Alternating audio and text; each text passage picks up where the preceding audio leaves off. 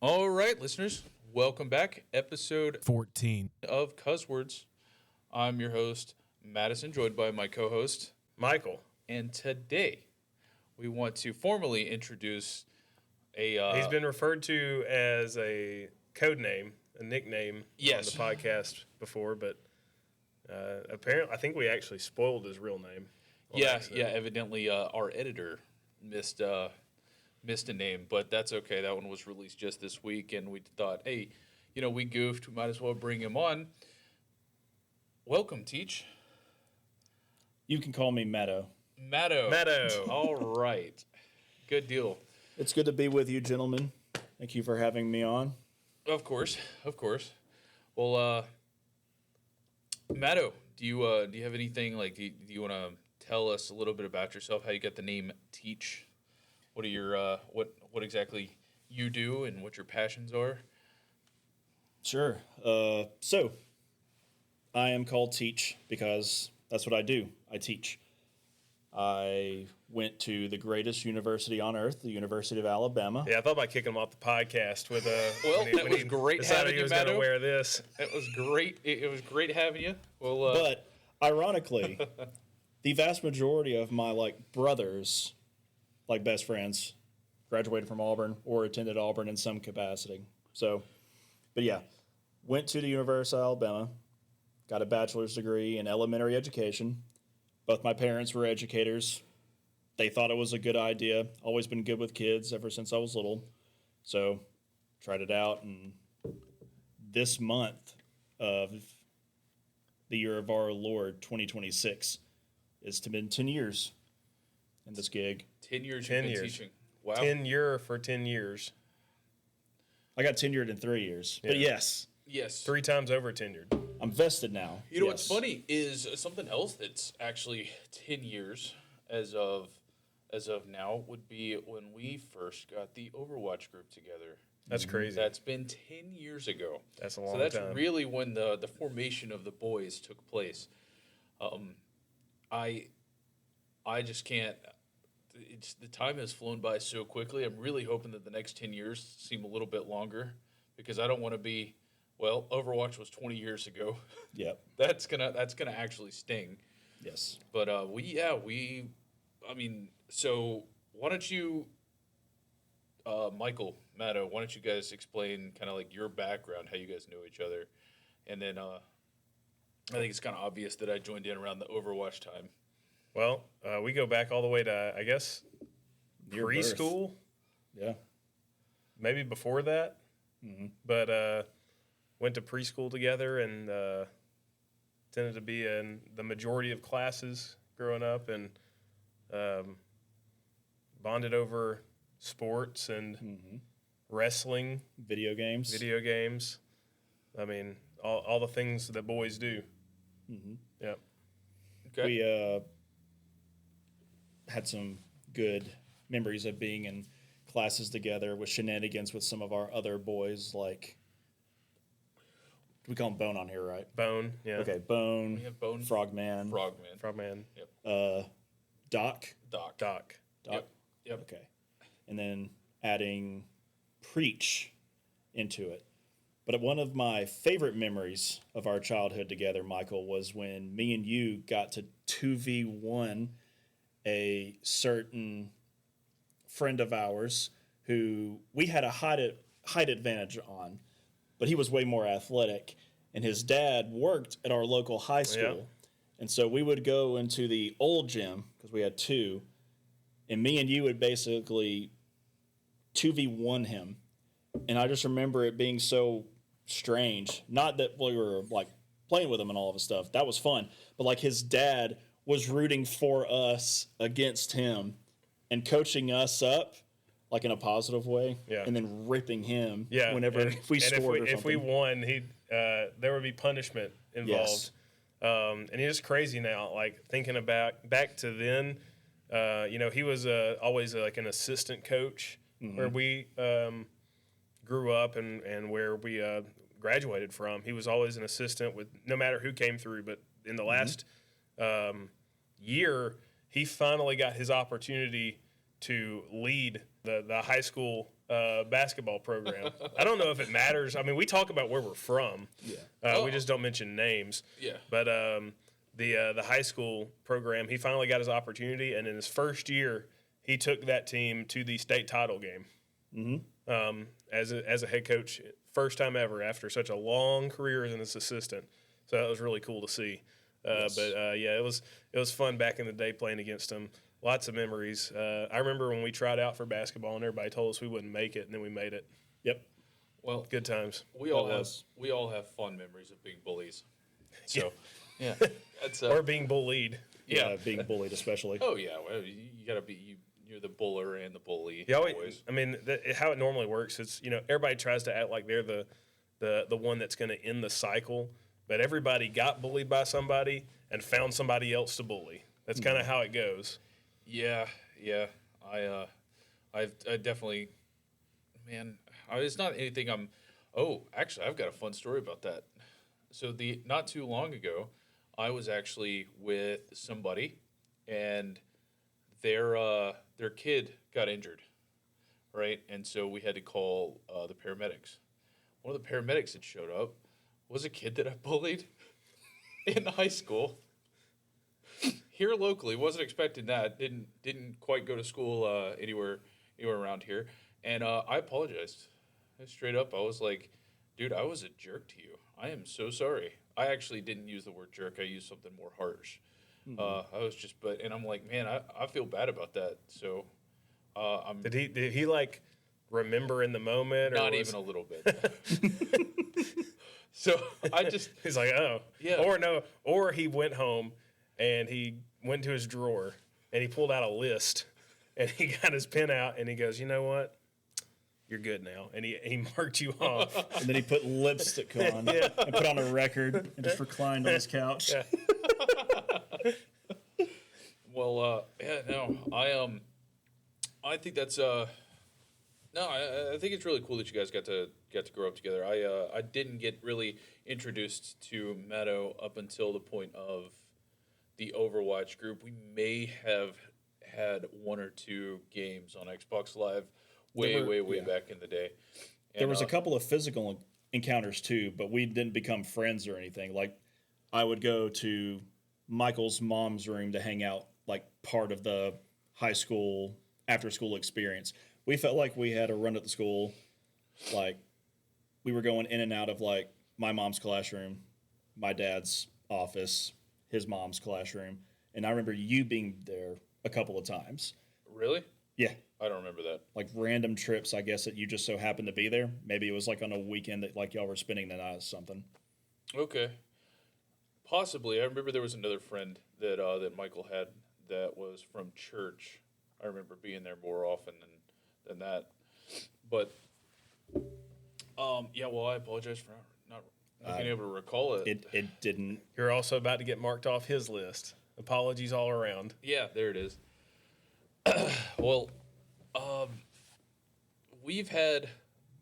Well, we could talk a little bit more in depth about the boys, I suppose. I mean, we've had, we try to get together two or three times. It used to be more frequent. It's kind of with life getting in the way. It's kind of stretched out those encounters, but it's about time for another one.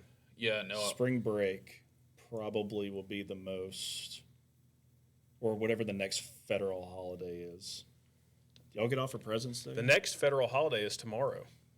Well, yeah. Well, sure. Y'all could all come to my house, spend the night, and then accompany me to my job and help me teach the youth. You don't want us to do that. Probably not. I would sit back and watch. I have too many things that I would like the youth to be educated on that I don't think I should try to speak to. We could have rotations. We call them centers. So they would go to Michael to get 15 minutes of sports, and they would go to you to get 15 minutes of financial advice that they will not understand nor remember. Well, I don't even understand that. I know that your kids aren't going to understand it. You guys don't even bother to try to understand it. I've tried. It's just over my head at this moment. Okay. I can just picture it now. You bring your kids in. Kids, yesterday was Martin Luther King Jr. Day, and I have a special guest, Mr. Madison, that's going to explain to you what Martin Luther King Jr. Day means to him. Madison, take the floor.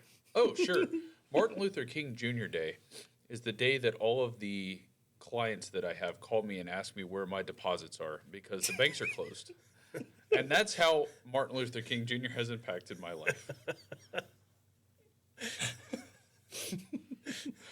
There you go, kids. Yeah. No, I mean it's yeah. Obviously, he did some really good things. We're in Alabama, right? So it's obviously a big part of the lessons that we learned in school growing up.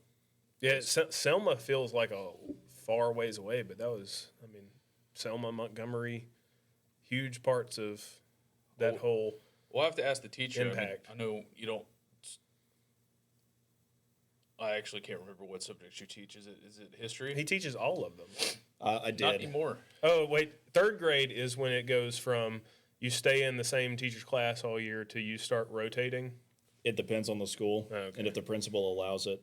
Right now, I'm teaching social studies, science, and morphology, which is like a fancy word for like, what does this prefix mean? What does this suffix mean? Stuff like that. What? They have a whole, like, independent study just for prefixes and suffixes?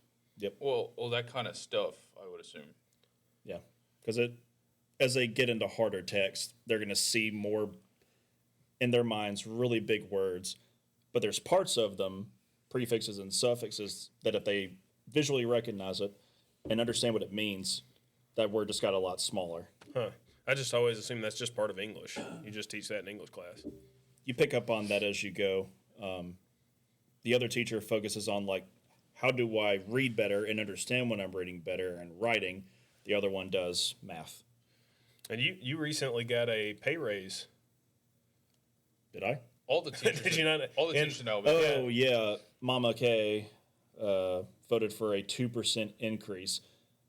But What does that it's come out funny, to? alongside that, our insurance has gone up. So, yeah. the net is probably a decrease. Correct. 2%. That's Yes. awesome. I know in the year of, I believe it was 2022, inflation was 9%. So it's Yes. You're getting there. So we're catching up slowly but surely. Yep. And that was just in that year. Yep. Okay. Yeah, Meadow, I got to tell you, we talked about this off air, but we have the biggest, like, respect for your passion in helping out students. And it's really a very selfless thing that I think that you do and do not get properly compensated for, which is really unfortunate because I have no doubt in my mind that you are somebody that could be putting your mind towards just about anything that you want to do and probably be successful at it. But you are willing to kind of bite the bullet and go that route of, I want to help the next generation of youth, and especially some of these kids out there that don't get a whole lot of support at home. Let them know that there are people that care about them, and gosh, all the respect to you. I appreciate it. Yeah. Thank you. You where and at what point in life did you realize that was something that you wanted to do? I mean, I know you saw your parents doing it growing up. It was kind of one of the things that I decided before graduating high school. I didn't really know what I wanted to do. I had good teachers growing up. Like, we usually had the same teachers, and there were some good ones in there. I guess I won't name them, but we had. You can give them code names if you can come up with them on the spot. Oh, geez. We had BB Scarebait, our 10th and 11th grade history teacher. Yeah. She would curse every time Mom would sneak and scare her. And so that was fun to hear. She was great. She actually prepared us for college history classes. She would actually have us write out essay questions, and that's what we had to do, both at Alabama and Auburn. Those green books, blue books, what are they called? Something like that. Yeah. I know what you're talking about. Now that I'm thinking about her class, I'm thinking about all the hijinks that took place in it. Yes. Including Yes. one where we can actually mention the code names, Frogman and Bone, kind of messing with Yes. each other in quite a hilarious way one day. Yes. You can probably retell that story better than me. Yeah. I think you know which one I'm talking about, too. I know exactly which one you're talking about. I'll get to that in a second.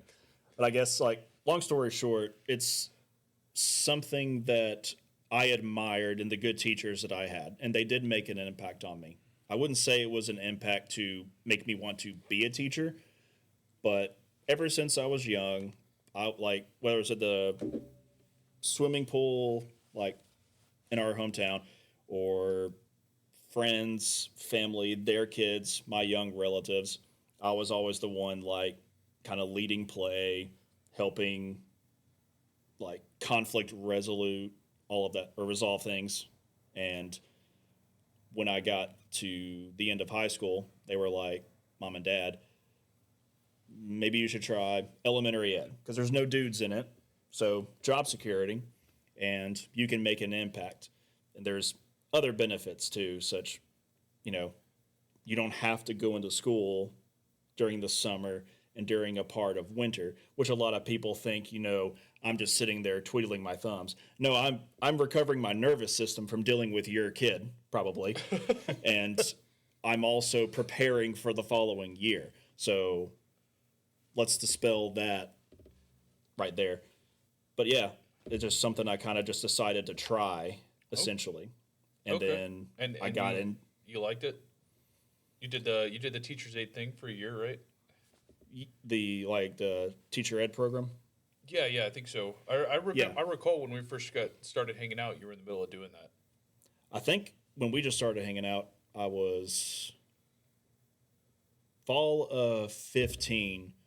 I graduated, and then I immediately started like full-time teaching that following January of 16. Okay. So I was probably right in the middle of my first year when we just started talking, or first half year. But How did you manage to pick up in the middle of the year? I believe it was like God rolling out the red carpet. I had a really good teacher that I interned under in the beginning of the fall semester and had a great relationship with the kids, the principal, the staff. Then I left to go to a middle school in the area. That was tough. And then that same teacher that was over me took another job somewhere during Christmas break and said, hey, would you be interested in coming in and finish the year with the same kids you just had? And our principal at the time was all for it. And so I came in for an interview, but it felt like I already had the job locked down. They offered it to me. I accepted. Been there ever since. Wow. Same school. Yeah, I know, like, Michael, your mother was also a teacher, and why are you so selfish? Why are you not helping the youth? He has his own kid. I saw the issues that my mom dealt with in the education system, and unlike Maddo, who wanted to take it on to try to combat that and find a way to fight through it, I just said, heck no. Yeah, I'm not Which I dealing don't with blame this. I would have done the same thing. There's no doubt. But and Maddo's kind of selling himself short here in some respects because I can't remember which year it was, but it was recent. You were named Teacher of the Year. Yeah, back in COVID, 2020, 2021. Yeah. And Nice. what did that, like, what was the area that entailed? All of... I mean, don't get me wrong. It's an honor, but it's not as all-encompassing as you think. So the way it works is that every school votes for their own Teacher of the Year. So I was voted as Teacher of the Year by my staff, like fellow faculty members. So that meant a lot, just that they thought highly enough. But it's also one of those things that kind of gets rotated around. You know, as people are decent at their job and they're competent and they've been there for a while, it's something that it's a hat that everybody eventually wears. And they just try to make sure before someone retires or goes too long that they get it. So it's a participation trophy? In a way, kind of. But I'm sure there's been teachers that had taught at your school that didn't win that award. Before they left, yes. But yeah, my school is a place you go to, and the environment is so cool and professional at the same time. Nobody goes there and leaves after a couple of years usually, unless a big life change happens. They usually go and stay. So eventually, like if you do a good job, you're going to get it. But then after you win Teacher of the Year of your school, you get recognized by the county. Nick Saban's wife, Terry Saban, actually used to be a teacher as well. and that was something that she put on. So what you get is like $500 worth of gift cards. You get a sweet plaque, and since it was COVID, we couldn't, but we did get to meet her. But in the previous meetings, you would get to meet her, hang out with her, get a nice lunch or dinner or whatever, and then Coach Saban would come and talk himself. Since it was COVID, I did not get to meet Coach Saban, nor did I get the nice lunch. That's what you were looking forward to the whole time. I was like, bro, I'm gonna get to meet Nick Saban, and I actually came within inches of him during my old job at the golf course in the area. Right. He was out there playing golf. I was one of the dudes that drove the carts back, washed them, and I watched one of my fraternity brothers who worked out there too with me. He's like, hey, if you clean some of these dudes' clubs, you can get a tip. I'm just like, I like money. So I started doing that. This cart pulls up, and I'm 18 carts deep. I've kind of zoned out. I'm just like, all right, I'm ready to be done. And I start cleaning these clubs on this cart. And then the dude gets out, walks into the pro shop. I didn't pay attention to who it was. I finish. The dude comes back out. There's his this African American male. He's Cedric. He is the guy who's been the assistant for all the head coaches since before Mike Shula. Okay. And so maybe even before that. Cool guy. Cool dude. And then next to him, this 5'6" dude. Real quick, you knew his name? Yeah. Yeah, okay. He goes in there and plays right. all the time. All right, so he introduced me to himself. Okay, all right. So we didn't have to necessarily qualify him a specific way. Well, I was just helping with the visual. Understood. Right. Of Yeah. course. As we do in Alabama. Because Nick Saban's not black. So I see this 5'6" white dude, and I'm just like, holy crap, that's Nick Saban. And I'm sitting there straight faced, but on the inside I'm fangirling and like that. And I was like, dude, just introduce yourself, ask him for a picture. But I was like, he probably gets harassed all the time. And so I just didn't. I did the same thing to a certain extent, but I did get the picture. I was covering an event for work, and Tommy Tuberville was at it. Mm-hmm. So the whole time at the event, I'm sitting there not focusing on what I'm supposed to be doing, just I want to go talk to Tommy Tuberville. I want to go talk to Tommy Tuberville. And then finally it's over with. I just walk up to him. I had all these ideas of recollecting things that happened while he was the head coach. And I just went up to him and I was like, can I take a picture? And he's like, sure, yeah. Kid. Yeah. And I'm fully grown man at that point. I'm like, yeah. But I went back into that childhood manner of this was the head coach of Auburn when I was a kid, and we were going on our runs. Yeah, you just completely I just turned back into that kid. Can I get a picture? Yep. Yeah, okay. Yeah, we can get it. That's fine. Thanks. Yep. All right. Well, we got a little bit away from your teaching stuff. Right. No, we don't have to. That's what we do on the show. We plan to talk about one thing, and then we quickly devolve into all these other conversations. Yeah, well, I definitely don't want to get too far away because we don't get Matto on every week. The story that you said that we would circle back to, yes. Frogman and Bone being in the same class. Yes. Right. So as far as I know, I think it was for sure the four of us. It was me, you, Frogman, and Bone. There were other people that were in our friend group of varying degrees, but I think those were the main four. I don't think Doc was in there. I don't think he was. I don't think he was. But anyway, it starts with before class, and we were on the block schedule, so you got 90 minutes per class, 4 classes a day. We were in there. Our teacher was out there talking in the hallway or whatever. The four of us were kind of up at the front of the room, just, messing around, whatever. And for whatever reason, I don't know why, but Bone and Frogman are kind of face to face. And Bone, in a cartoony fashion, this is Frogman, I'm Bone, goes, that slaps the living crap out of him. And it makes the cleanest pop ever. And we stop what we're doing to be like, you heard it. Oh. I mean, it was oh. Yeah, we turn around whoa. And then Frogman just goes, and then he gets that pissed off smile that we know and love. Oh, where sure. he's just I'm just trying to recreate it. like that. Yep. And then For our audio listeners, he's essentially just giving a collecting my thoughts kind of anger stare. and I'm trying to breathe out of my nose really loudly because he's already really good at that. It just gets worse when he's mad. Right.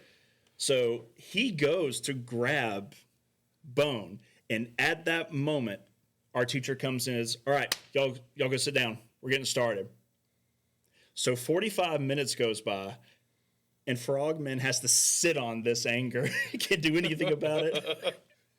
And so halfway through, we get a chance to go to the bathroom. We all go to the bathroom. We come back, waiting to get started back.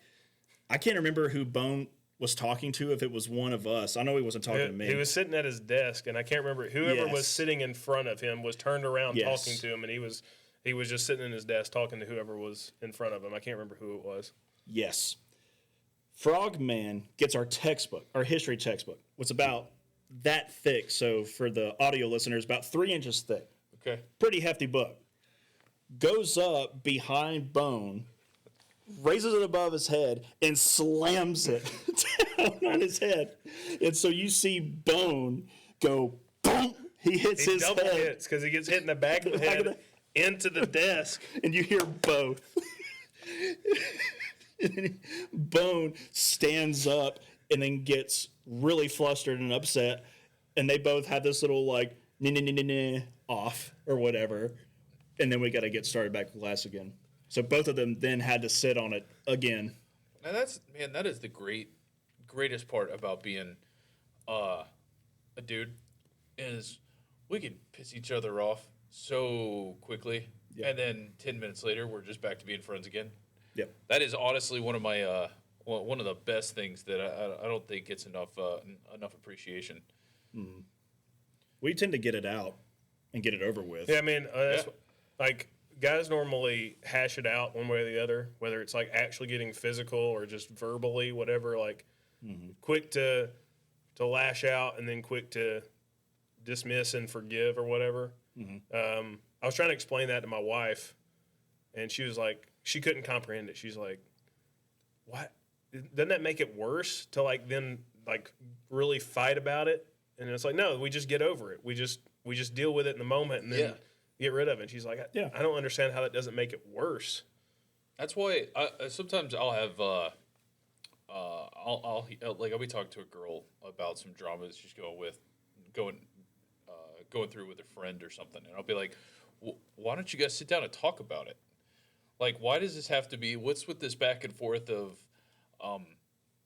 she said this, but I know that she really meant this, and I'm gonna say this, and so she'll know that I actually mean this, and I don't get it. Yeah. The rationale there just is completely foreign to everything that I know about, or everything that I can conceive of as a man. As an adult. Yeah. Well, Now, I will say there is a third option that I tend to I choose the third option in confrontation more, and it's avoid the confrontation. Like I try not to lash out. I try not to like talk behind people's back. I just simply try to avoid the issue. so what do? You just stew on your thoughts? Yes, I stew on it and let it build up. Ruminate. And Yeah. then how does that get released? It poorly whenever it happens.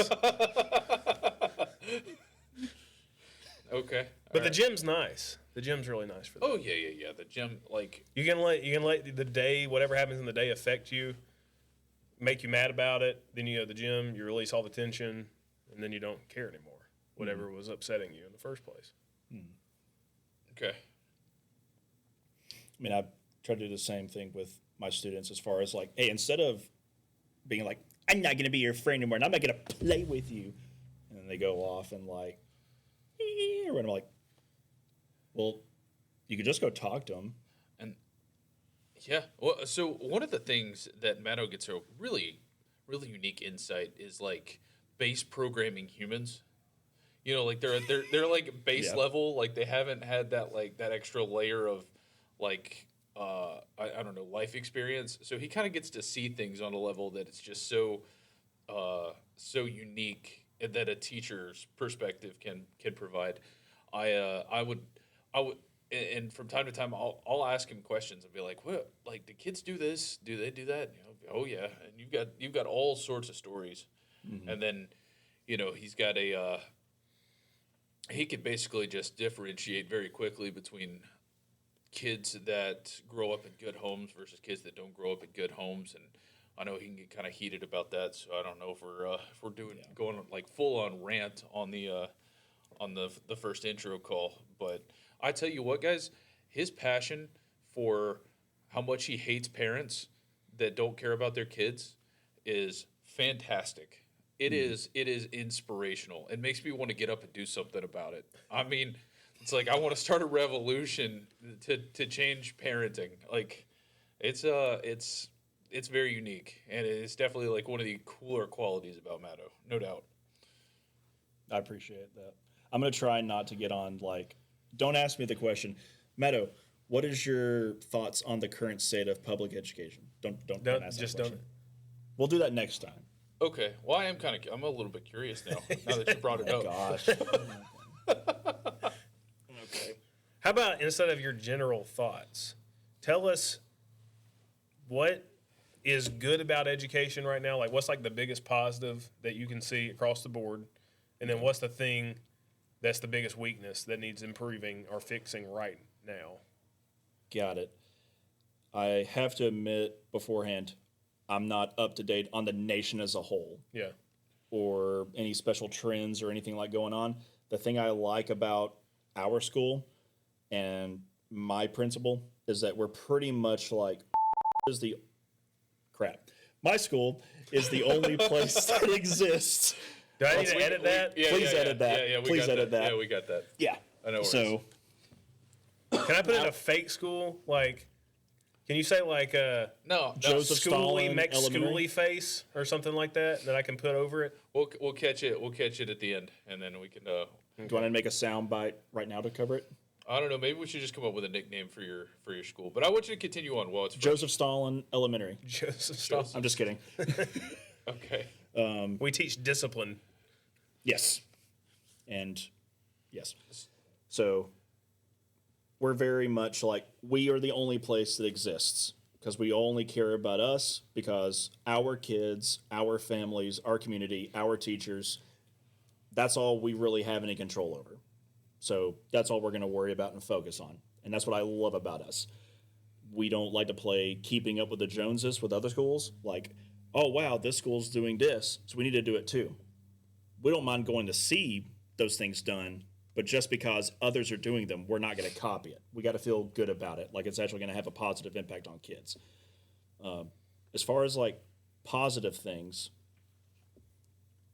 I would say it kind of depends on school, honestly. And since my school, my faculty, my students focused, I can tell you the positive about our school more than I can speak to education as a whole, if you want me to do that. Sure. Oh yeah, absolutely. But you might not want to say the negative about your school. Well, I think Sure. in general, from what I can tell, there's really not too much negative about his school. They do very well on scores and testing. The only negatives I think they come from his school aren't It's really overarching with not everybody. about that's right. It's just the Our state problems are other people's problems. Yeah. Sort of of thing. like parenting Yes. parenting choices and Yes. styles, and you get it is unfortunate that Yeah. kind of our society is moving towards the how do we put it, like tablet babysitter parenting, and Yes. not reading to kids not knowing how to read at certain groups, falling behind, and then there's not too much you could do about it because the classrooms are overcrowded, unable to Meet the diverse needs. get that one-on-one attention with those kids that are falling behind. And as far as I can tell, I don't even think you're allowed to hold kids back anymore. You are. The district you work for and the superintendent you work for and anyone else is in that leadership position. Some of them have read research over the years saying that retention hasn't shown to be helpful. I think it honestly depends on the school that the kid is in. So I've retained in my 10 years probably 8 kids, and every single one of them is better now or was better the year after, having another year in second grade at the time, than some other kids that I was on the fence about that I did not retain that went on to struggle more.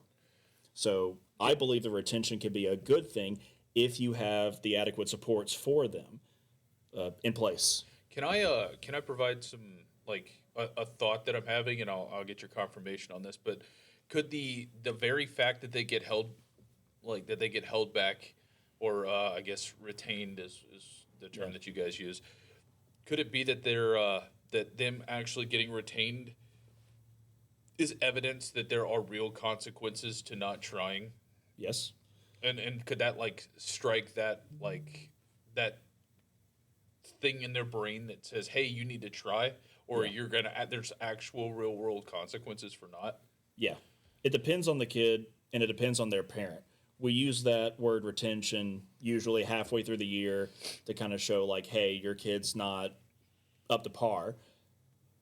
Which, if we by that point have a good idea that the parent is part of that, like they're not doing their job and helping support their kid, we use that to kind of scare the parent into doing what they should have been doing all along. And then if there's an obvious improvement, then and they make enough progress, then maybe we don't have to retain them. And Wow. I would say it depends on where the home the kid comes from. Some kids, typically, when they come from rough home life, they don't care if they get retained because the parents don't care. But for a lot of them, yeah, there's that like social anxiety of embarrassment of, oh, all of my friends are going on like on ahead while I'm staying back. We also have pulled that out for certain kids that don't care about what they should, but they care about what the wrong people think about them. And then sometimes that can be a strategy, but there's more to it than that. We've never retained a kid because it's like, oh, you're going to be embarrassed if you're left behind, so let's whip this out. No, usually they're showing deficits or huge immaturity, but that's just like another benefit. You kind of have to do it. Psychology goes into it a lot, both the psychology of the parent and of the student. So, what you're saying is more often. Well, I don't know. You did say more often than not, but part of the time it's more of a threat to the parents, being like, Yes. "Hey, you're not doing what you need to be doing." Yes. Wow, I wouldn't have seen that angle. But how effective is that? I mean, does that get some parents to like step it up? I mean, would you say it's like 50-50, like 70-30? A little bit more than 50%. I'd say about 65-35. And the sad part about that makes me think that it has to do with they don't want to be known as the kid, like as the parent with the kid that got held back. That's exactly right. That's insane to me. It's a Yes. selfishly motive. It's selfish. Yes. Oh my A lot of, and so, okay, let me start with the negatives before I get into the positives. So the negatives that we're dealing with at our school is very similar to what other schools are dealing with, and depending where they are, it's way worse. Like, the worst day at my school is better than the best day at some other schools in this country, and that's sad. But some of the negatives, we kind of already gotten onto it, is the parents. Now, some of it I think is not their fault because the economy is a lot more challenging than it was back in the day. There's a lot of parents that cannot afford to have one working and one at home like they used to. Okay. More, you have both that are going out. And then when you're in a community like ours, it's more rural. If those parents did not take care of their business because they're in that cycle of poverty or mediocrity, whatever you want to call it, and they dropped out of high school, or they don't have a college degree, or they didn't just make good choices and they dug themselves in the holes early on that they're still trying to get out of now, typically kids that come from that environment, there's no emphasis on education. A lot of parents nowadays don't see the home as the first school. And school has become more of like a free babysitting service. The parents nowadays, especially the ones that I would say on the lower socioeconomic rungs, sure, plenty of them like have good intentions, but a lot of them either purposefully, maliciously, or not, kind of have the attitude of, I have a lot on my plate. I'm working 2 or 3 jobs, both parents are, trying to make ends meet. I dress the kid, I bathe the kid, I send him to school, all of that stuff. I've done my part. Now, when I come home from work and I am stressed and tired and exhausted, like any adult is in that situation, instead of me realizing, well, I have a kid now, or kids, it's not about me anymore. I am to give of myself for them to have a better shot at life than me. So I think of my parents. How many times did they come home from school stressed, and the last thing they wanted to do is discipline me and my brother and show that they're going to win and we're not, so we can't have our way. Valuable lesson that a lot of kids aren't getting anymore. And how many times did they sit down and work with me and my brother on our homework when that's the last thing they wanted to do? They wanted to watch their TV show. They wanted to have a minute to themselves. And there were several nights I remember in my upbringing, they didn't get that. They were willing to sacrifice their leisure time if it meant helping us. Did they enjoy it? No, but they did what they had to do. And it paid off. Me and are both very successful in our separate fields. I guess as successful as a teacher can be financially, which is not much. Sure. But parents nowadays, I think a lot of them don't think this way at all. They think of, I keep them alive. The rest is up to y'all. So am I going to teach them their colors when they're 2.5 like I did? No. Am I going to teach them their presidents, their states, the country they live in? Am I going to show them a map? Am I going to make them hold a pencil or a pen or scissors or crayons? Am I going to make sure they can do all of that well before they go to kindergarten? A lot of parents nowadays don't. So kindergarten is kind of the new preschool. We have preschools. We have state-funded preschools.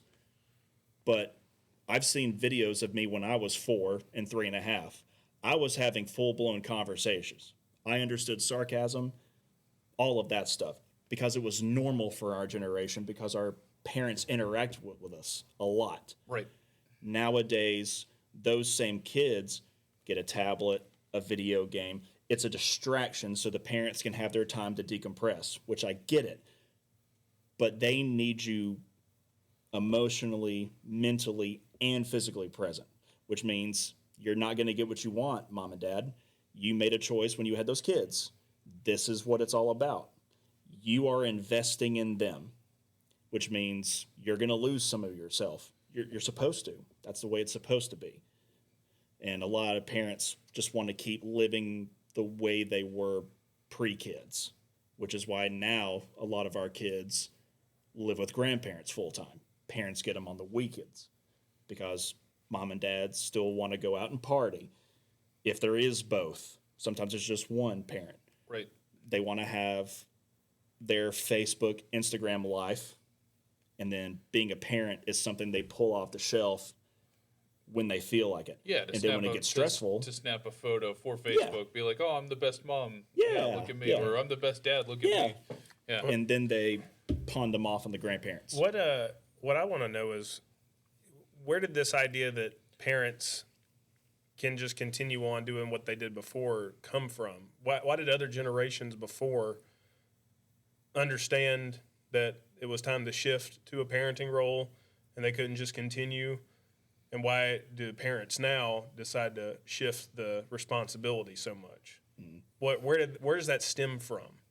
Because, I mean, all throughout history, it seems like parents were understanding of their new role and did a better job up until more recently.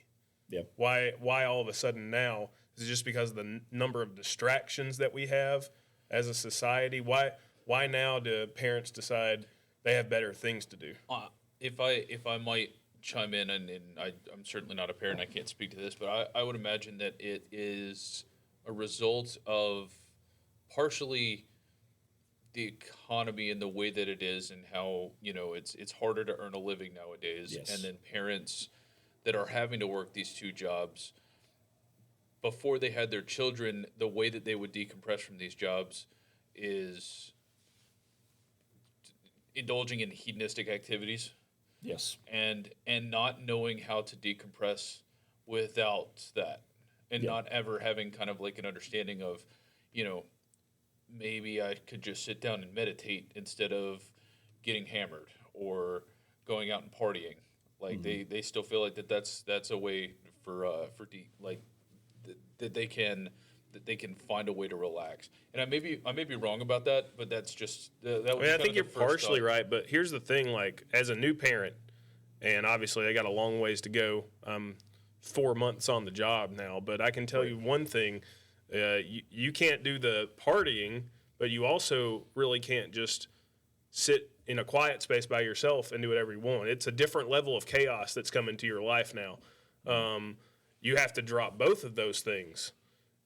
So it just seems like before parents were, whether it's a couple, whether it's there were people from past generations that only had single mothers that still their mother found a way to balance work and raising kids, and they were better in the past. Why all of a sudden now, for specifically, I would say Gen Z and Gen Alpha, are these kids coming up so much more distracted, short-term attention spans, cannot focus or learn at a younger age compared to the past?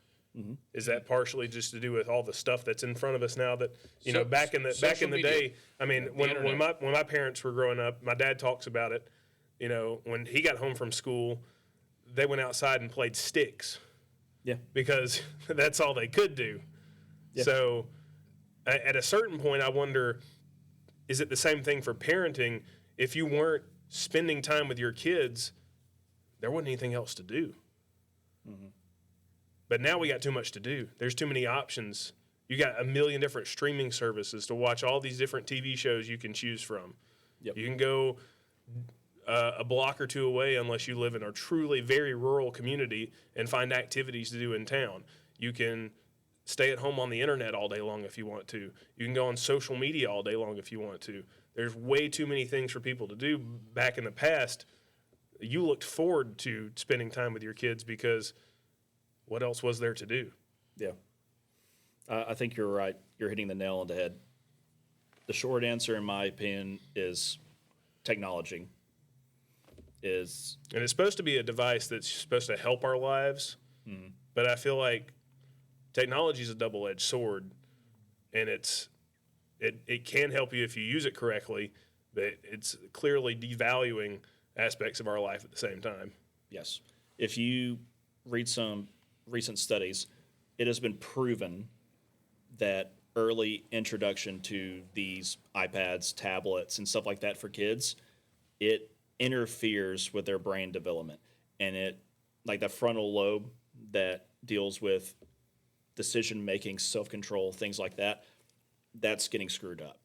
And so if you were to do this with like your kid one day as an experiment, which I know you're not, I wouldn't recommend it, but they have found that like a 4-year-old, for example, they give them an iPad, their brain gets so much dopamine. And as a 4-year-old brain being washed over with that, you like that. You become addicted to it, just like any other drug. And then when the parent takes that away, their withdrawal is not like, shaking, cold sweats or anything. They just lose their minds because you've taken those flashing lights and noises away from them. It's like you're taking the drug away. And so for a few days after that, they're a completely different kid. Interesting. Mm-hmm. I've seen it happen myself. Well, and if I'm speaking in my words, it's because I'm hearing myself in these headsets, and that's screwing me. Okay. Yeah, no worries. I am a little bit curious, Meadow, because you're going on 10 years now. So, what is the biggest difference you've noticed from teaching 10 years ago versus teaching today? Because I've noticed that your hair has increasingly gotten grayer and grayer and grayer as time has gone on.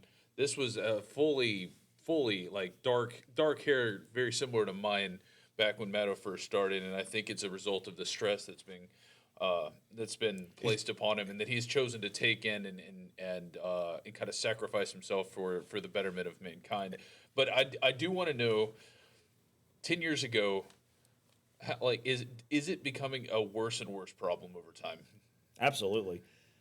If you go and ask a teacher that was teaching 30 years ago, they'll tell you they're still teaching now somehow. They'll tell you it is night and day difference. And I think technology is the main cause of it and the accessibility to it. Like, there are infants that can sit there and they know how to press buttons on your smartwatch. They don't know what they're doing, but they know how to press buttons. They know how to swipe a screen and all of that stuff. So back earlier when I was talking about how I was in pre-K, having full conversations, I could be a human. You go to like my school or other schools in the area or in the country, and you try to talk to 4-year-olds in pre-K, some of them, it's like they don't even know that they're alive. They're not even aware that they have independent thoughts. They just exist, and they cry, and they scream, and make loud noises, and they eat, and they poop. It's about all they do. It's not too dissimilar from my 4-month-old. I know. He might actually be more advanced than that at this point.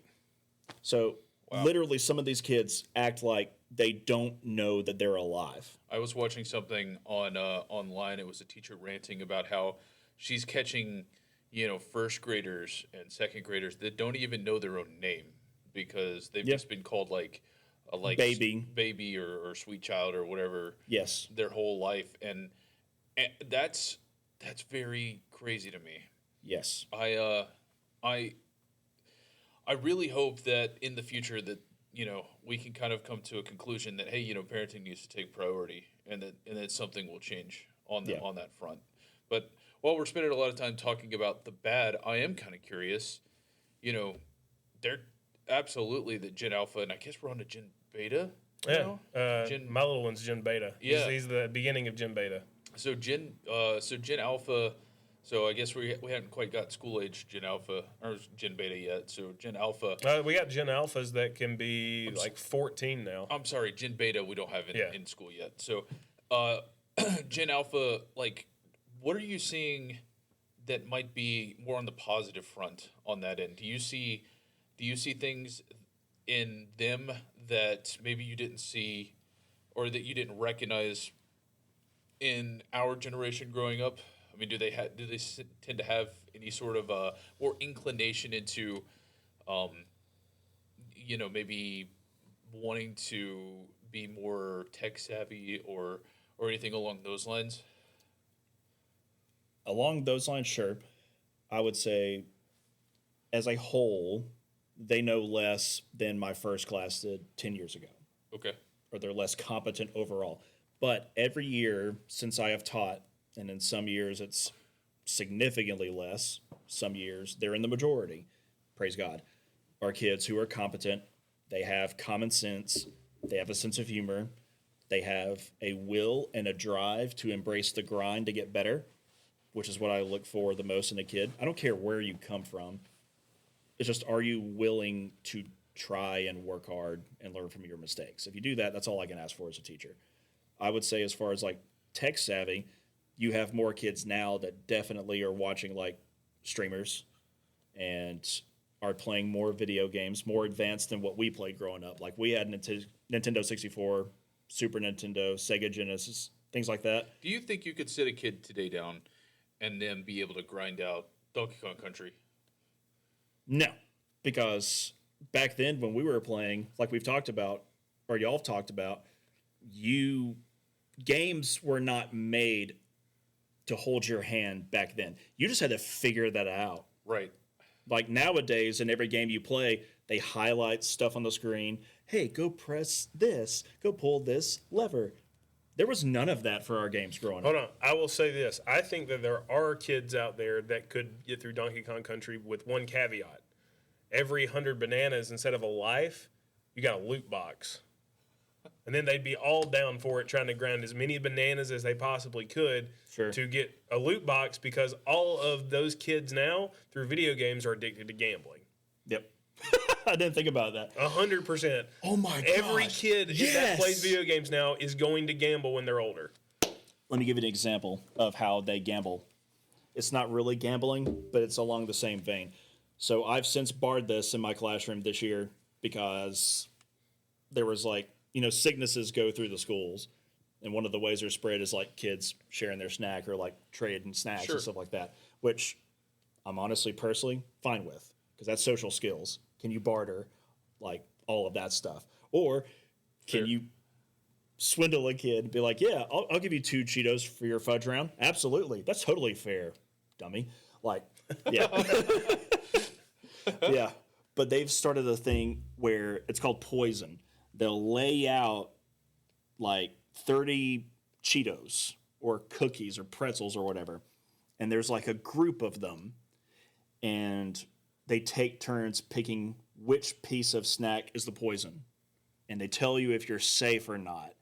And the goal is to get down to the smallest amount of sacks possible and still have both players alive. The last one alive wins. And so it's not gambling, but it's in the same vein of risk, reward, all of that stuff. I don't think I understand this game. All right, so listeners, I'm just moving imaginary pieces of snack here. Pretend I have an imaginary I wish they weren't paper towel. imaginary. I wish they were actually in front of us. Yeah, why didn't you bring snacks? Well, we could do that next time. I'll come prepared. You're going to bring poison to our show next time? Inviting himself on Yes, the podcast. yeah. We'll have mouse poison over here, rat poison over here. I call the arsenic, Yes. So which I think Okay. is rat poison. you got a paper towel right here, Let him right? do his thing. All right. Let's say that you brought a bag of pretzels, you brought a bag of Cheetos, I brought a bag of chips. We dump all that crap out right here. Okay. So it's a way of we can share our snack. If I want some of your Cheetos, I can have some in this game, like you can have some of my chips and etc. Okay. All right, we take turns. If I go first, I am looking at a particular snack and I'm taking a photo in my mind of it. And It's organized, right? It's not just dumped in a pile. It's like a Yeah, you spread it out. Spread it You out. spread it out. Okay. You can see each it like a individual grid? piece. Is it like a grid style? More organization would be helpful. So yeah, they usually organize it where there's Okay. plenty of space between. All right. So you can see each one as an individual piece. I pick which piece is the poison. You eat first. If you pick the one that I have as a poison, you're out. Then it's me and you playing. Then it's your turn to pick the poison. If I don't eat it, I keep playing. Now it's my turn to pick. If you don't eat it, we keep playing. And the snacks slowly disappear until you get to a few amount. Eventually, someone's going to eat the poison next, and then you're out of the game. Seems you like can- it'd be easy to just lie. Yeah, I was about to say. They there's a definitely good- do that. there's They a good definitely do that. I've watched them honor do that. system for So this. that's one thing that I've taught my kids is being honest no matter what. Because as kids, we heard the whole, if you tell me the truth, it'll be better for you than if you lie. We found out a lot of times that was a lie because then we told the truth and we couldn't tell that the punishment was any worse or less worse than what we were going to get. Right. I try to turn that on its head. So if it's not a super intense offense, it literally will just be like a stern talking to. And as long as they come clean and I don't have to investigate, and if it's not super bad where I have to, by policy, report it or something, then I'm just like, okay, this is why it was wrong. Do you understand? Are you ever going to do it again? No? Okay, let's go. I had a teacher, and this stuck out in my mind, so this might make you feel good about yourself. That one time we were watching a film in class in I guess this would have been 5th grade, I think. Was it a film, that kind of film? Well, no, this was history. It was a history film. Okay, so What kind of film are you talking about? Yeah, we're anyway. We were watching a history film, and we weren't allowed to talk, obviously, because there's a film in class. I was talking to a kid next to me, and then the teacher heard somebody talking, immediately assumed it was the kid that always talks who was sitting on the other side of me that I wasn't talking to. And he called him out and he said, "Hey, you." Well, I'm not going to say his name, but you go out in the hallway. I know it was you talking. And then he went out in the hallway, and then like 30 seconds later, the guilt was eating me alive. Mm-hmm. So I told the teacher, I'm like, "Hey, teacher, it was actually me that was talking." And he goes, "Oh, okay. Well, go get him out of the hallway, and you guys go sit down and be quiet." Because I thought for sure he was gonna send me out in the hallway. Yeah. And that sticks out in my mind. Yeah. It's like, yeah, telling the truth was actually was actually worth it. Yeah, it was worth it. Exactly. Yeah. So that's really cool that I think that you take that approach. Yeah, I try to teach them that the last thing you're thinking when you get in trouble and you know you've done something wrong, when I'm sitting there with my arms crossed looking at you, the last thing you want to do is tell the truth, because you're like, well, then I'm just going to make it easy for you to get me in trouble. And I know I deserve to get in trouble, but my human nature is keeping me from wanting to be accountable and take it. And so whenever they make that decision to do that, I try to reward them, if I can, by not punishing them or lessening it as much as possible. Outside of your school, because it sounds to me like you guys are a really good group of teachers. We are. How many like across the country? I mean, do you feel like that teachers are there and that they care about the students as much as you guys do, or do you think that it is more folks that just come in and catch the paycheck and do exactly what they're told and nothing more, nothing like just hit the bare minimum requirements? Like, yeah, there's plenty of those, especially in the struggling districts where you have very little support.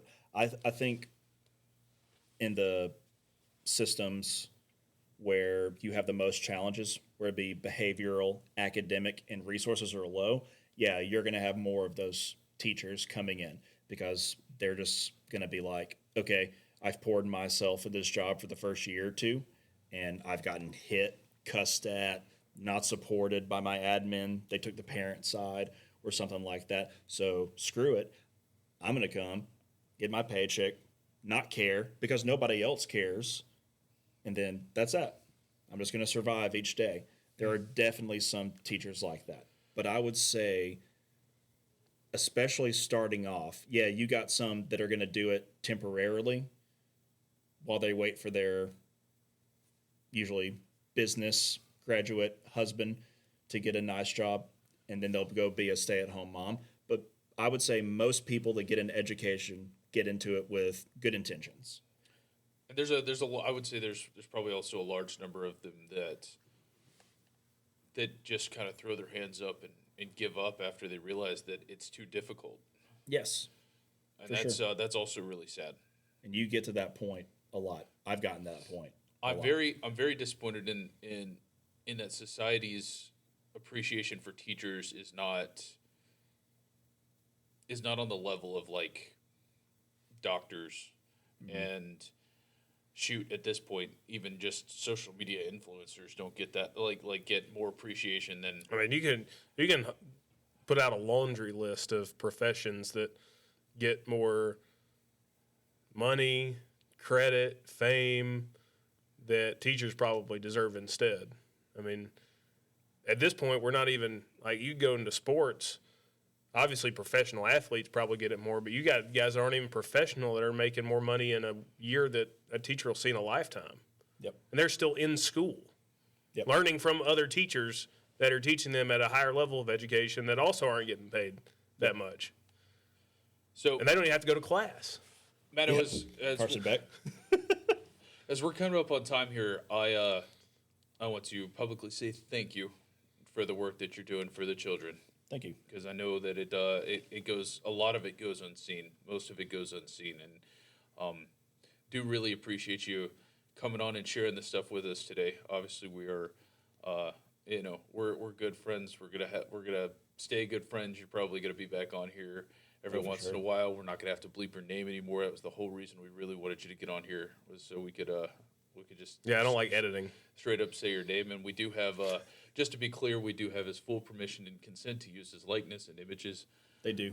Yeah. Okay, perfect. We can profit off of them now. Because we did not have any sort of lawyers on the back end that could draft up all the necessary required documents, but that's admissible. You'll be able to buy your Teach Matto T-shirts pretty soon, and we'll make all the money from it. That's Yes. exactly right. Yeah, Matto will get a small portion of 3 cents for every shirt sold. Yeah, there we go. What if in some sort of dystopian reality, every kid that you taught when they got older, they had to give back a percentage of the money they earned based on the fact that you were the one that helped rear them, I would love essentially? Wouldn't that be amazing? That's a great idea. Well, that will be something more I think we can expand on next time. That's definitely good fuel for thoughts. Did you have one more thing? And speaking of next time, is it possible for y'all to be doing this here and I can be in Tuscaloosa on Discord and y'all can just have me on and we can do this? It won't sound as good, but it's possible, It yes. definitely won't sound as good. Get yourself a decent mic, and we may be able to work something out like that. We do. Well, listen, we do love. I got a having good you, desk mic. but you are here often enough where we could. Yeah, but if you're on Discord in a different location, I can't horse eats corn you on the air. Oh, God! All right, folks. Well, thank you for joining us on this episode 13 of Cuzzwords. We'll let you guys go.